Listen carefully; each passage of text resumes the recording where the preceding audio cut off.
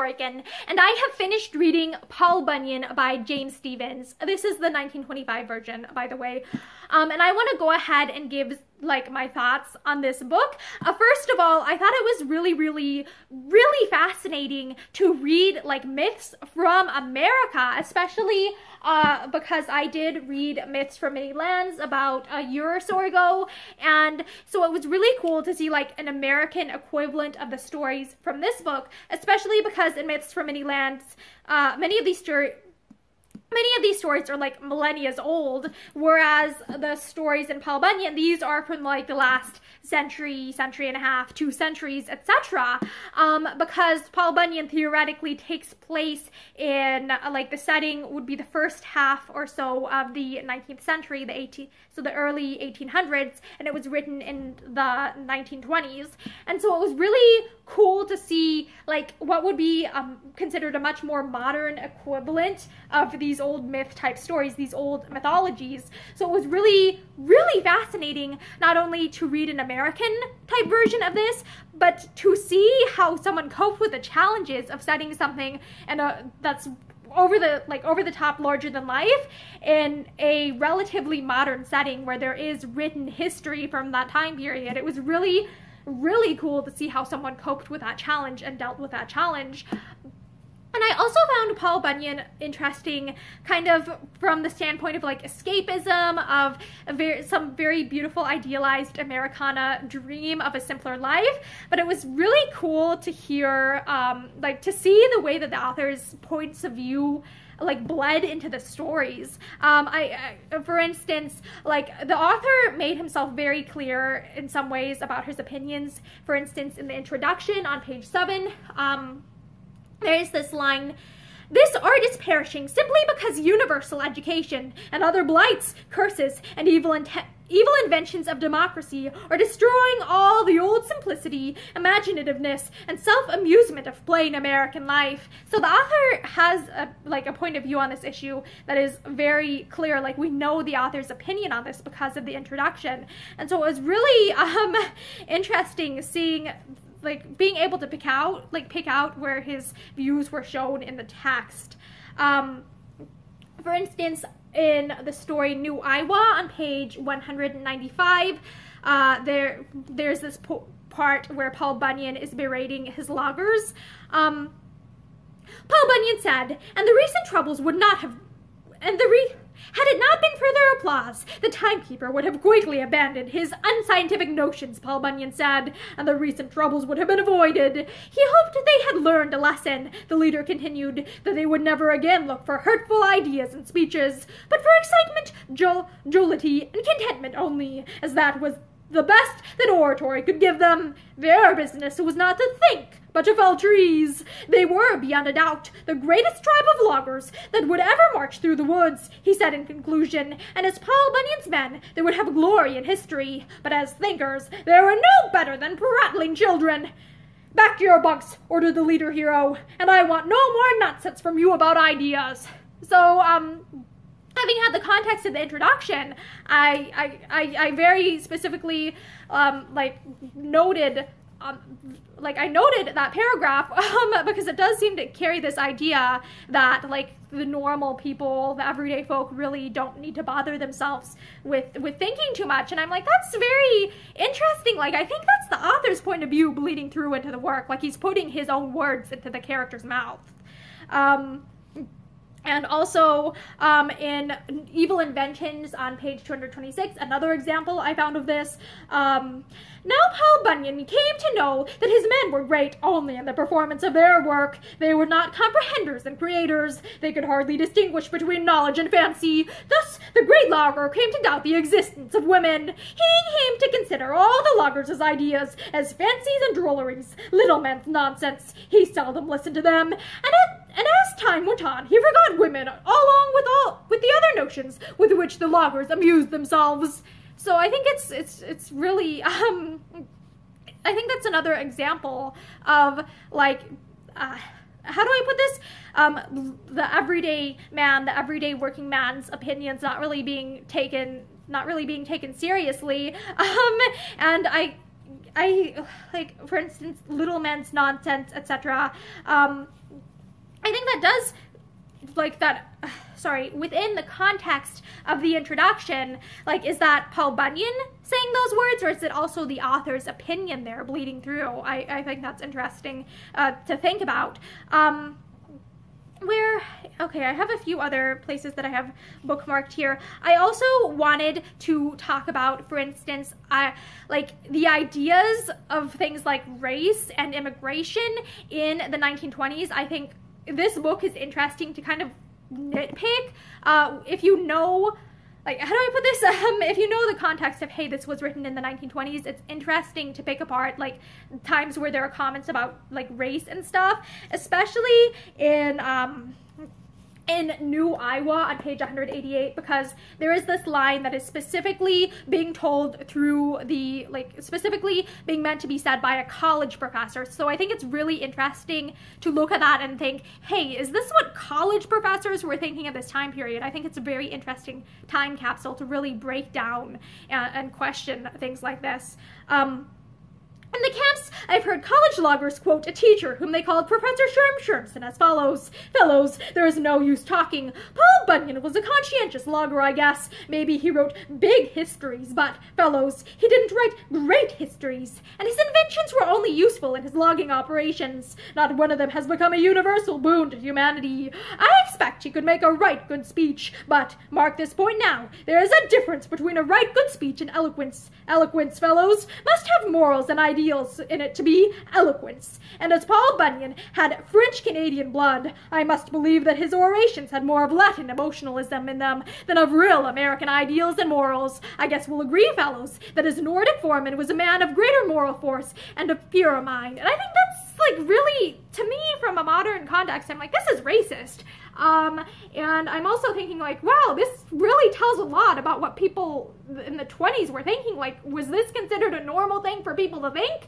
I think that this really is interesting to think on, especially in the greater, broader context of the 1920s, especially as we get into, like, the 1930s and the, like, 40s. It's like, this in a lot of ways was a time that bred some really awful ideas, and we have to remember too that the early 20th century was a time of, like, a lot of bad things were happening in the world in that century. So it's interesting to see even in works of fiction that sometimes, like, the influences of the outside world can bleed into this, and it's interesting to see, like, just how that shows up. Sometimes it's a little bit unsettling.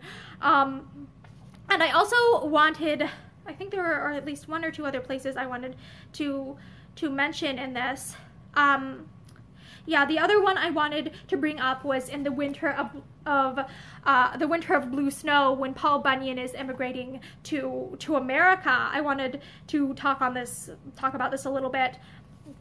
On page 27, "Now Paul Bunyan lifted his hand solemnly and spoke in the rightful language of real America." And, like, something to note here is it's capitalized, like, real America is capitalized, and this is clearly being meant to be American English, but they're calling it real America instead of English.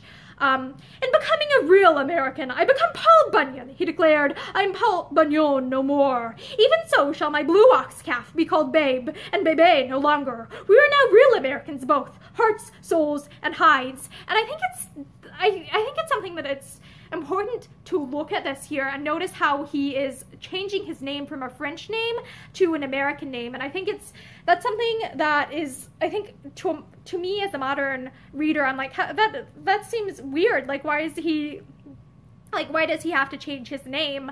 And I think that speaks kind of the 1920s, the early 20th century, and I think it touches on the fact that it seems as if there were animosities between people of different ethnic backgrounds very heavily in this time period. And I think it's kind of sad that he's not really considered to be real American if he has, like, a French-Canadian name, and that even later in the book, it's like he's looked down upon for being French-Canadian instead of being from a different, like, white-type background. Like, that's really frickin' sad. But I think it's really interesting to see these kind of, I would say, like the effects of these ideas that were held at that time and how they affect the way that like Paul Bunyan is treated, how he has to change his name in order to be considered an American. And even still later on by a college professor, later in the book, he's like treated as if he is in some ways less skilled at certain things because he's not of Swedish descent. Like, it's really screwed up. It's really sad. But I think this book really, I think, shows in a lot of ways the racism of the 1920s. And I also think it's interesting, like, the ideas of what it takes to just immigrate to America in this book, because Paul Bunyan basically just has to change his name, declare himself American, and then he crosses the border and comes into America. Like, it's relatively straightforward for him to immigrate. And I kind of have this question. First of all, was immigration actually like that, or is this supposed to harken back to an earlier time? And if it is like trying to harken back to an earlier time, is that's supposed to be more ideal? Or I also think it's kind of a bit odd that it's like, how do I put this? There are a lot of characters who immigrate to America within this book, but it is a little bit telling to me, I think, that a lot of them are from like European backgrounds, and I think this book kind of has like, intentional or unintentional, the lack of characters from like for instance Asian, like the continent of Asia, or for instance from the continent of Africa, like the lack of immigration from these other places, I think in some ways touches upon the harsh realities of the way that people from different backgrounds were treated in this time period. And so I think that this book is really interesting, kind of a time capsule, intentional or unintentional, not only of like myths of America, but of attitudes from the 1920s and the ways that like immigration policies might have shaped like the demographics of America. And that's something that I think a lot of people don't want to talk about, or things, for instance, if I remember correctly, it's in one of the most recent, one of the chapters towards the end, there was this part where people who were described as like, okay, here it is, page 220 in the He-Man country. There is this line, the ferocious masculinity that his two gangs of men had got from the virile hotcakes would leave him with camps of earless and fingerless cripples. Disaster loomed over the logging industry once more.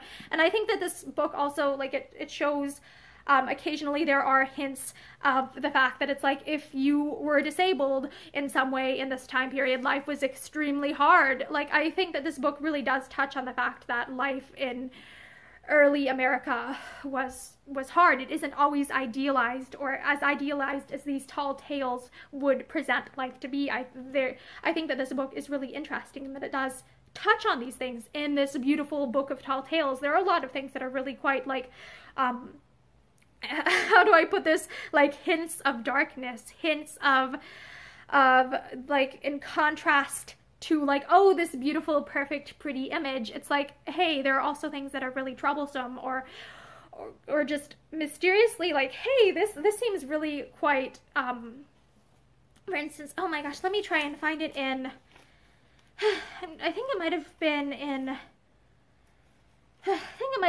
the Old Home Camp. Let me see if I can find this in here. For instance, in the Old Home Camp on page 118, there's this part, little Mary, the farm slavey, and they're calling him a slavey.